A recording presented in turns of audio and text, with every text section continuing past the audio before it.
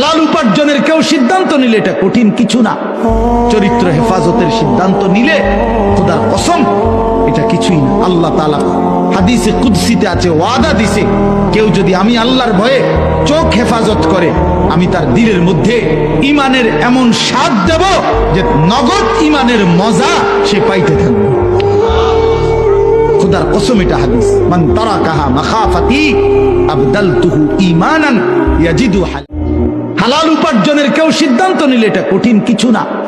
চরিত্র হেফাজতের সিদ্ধান্ত নিলে খোদার কসম এটা কিছুই না। আল্লাহ তাআলা হাদিসে কুদসিতে আছে, ওয়াদা দিছে, কেউ যদি আমি আল্লাহর ভয়ে চোখ হেফাজত করে আমি তার দিলের মধ্যে ইমানের এমন স্বাদ দেব যে নগদ ইমানের মজা সে পাইতে থাকবে। খোদার কসম এটা হাদিস। মান তারাকাহা মাখাফাতি আবদালতুহু ঈমানান ইয়াজিদু।